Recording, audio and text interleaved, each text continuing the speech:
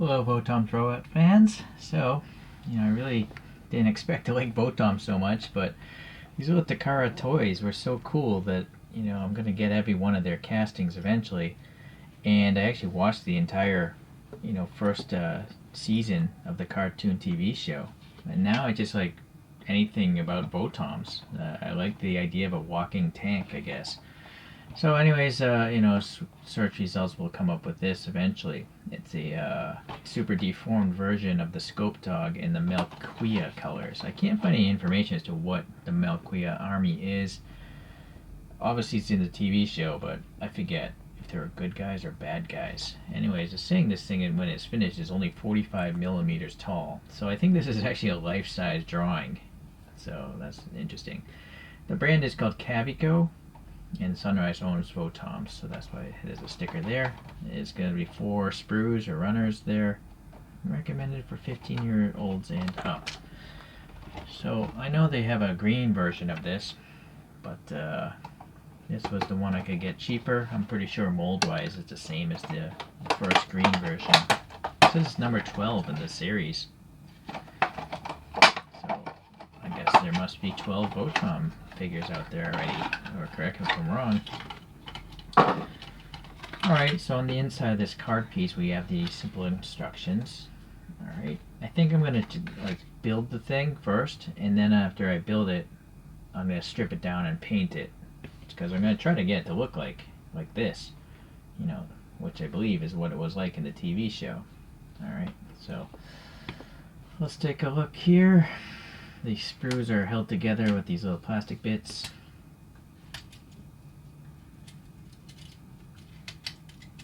It's an interesting way to do it. Everything is just this one color, unlike Takara Tomy, which will actually paint certain parts of it. So, yeah, gotta use a paint. I'm gonna use an airbrush myself. The sprues, they're just numbered.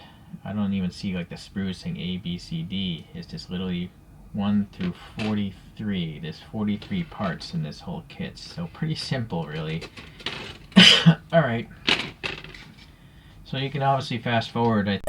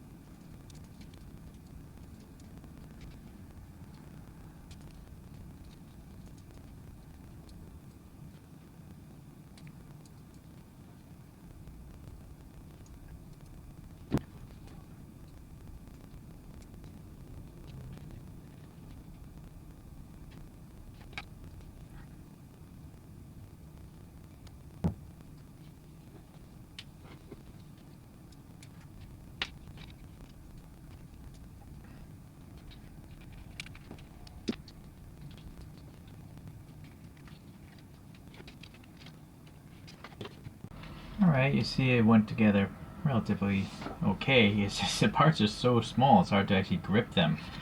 Looking back at this packaging, yes, that drawing is pretty much life-size. So it's quite a small little guy, 45 millimeters tall.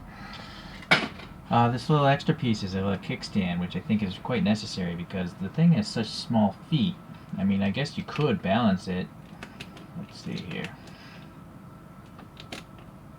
Yeah, so it is possible to stand on its own.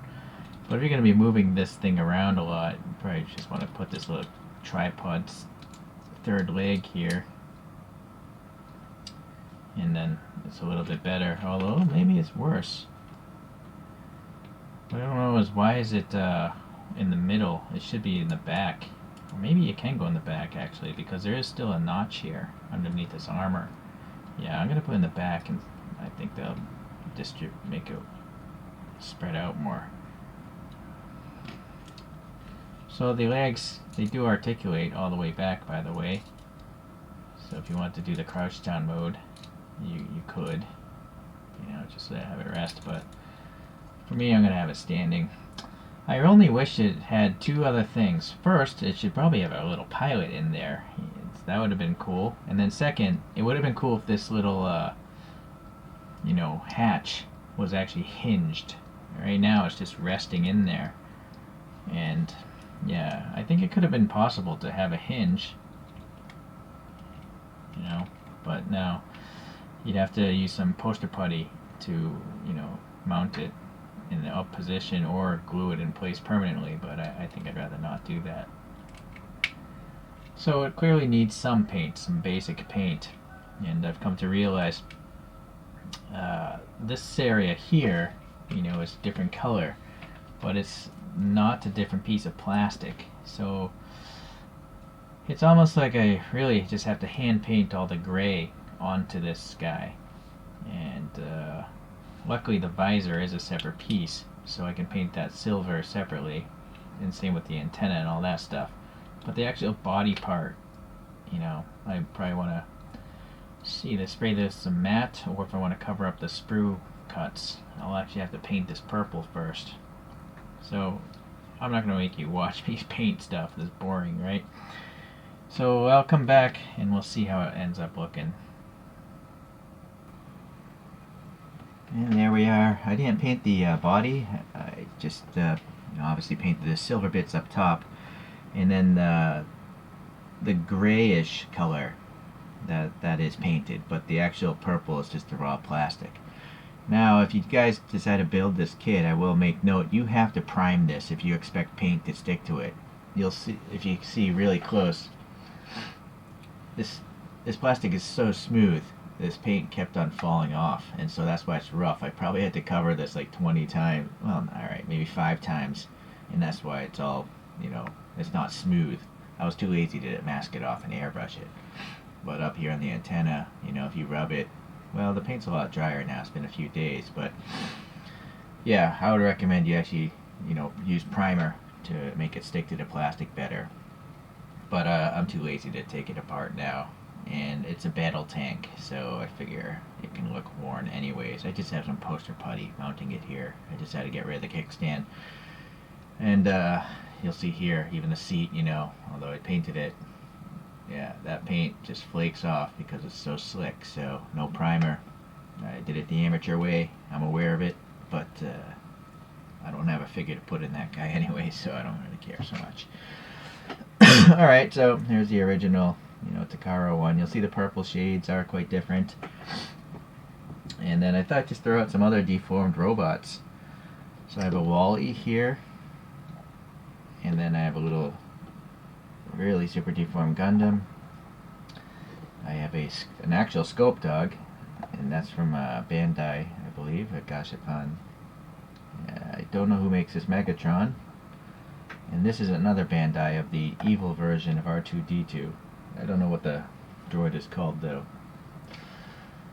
Alright, so yeah, this Choipla thing is kinda, it dwarfs these really small Gashapons, but there are, you know, many types of Gashapons. So here's a Godzilla that is a little bit bigger, and here's a Bandai Godzilla that's obviously a lot bigger. So, yeah, let's see what else. And here's a Rodan that came from the same set. These are actually copycats, I think, from AliExpress. And then one last one is this Emperor Palpatine. I love this figure. I don't know who made it though. I picked it up loose. And I guess that might be the closest one in size to this. Granted, it is a walking tank, so it doesn't make sense for scale. Well, that's enough of showing off a bunch of little gashapon things. So I really like this kit. I'm gonna order some other ones, and eventually I'll, have videos on those. So I appreciate you watching today. We'll see you the next time.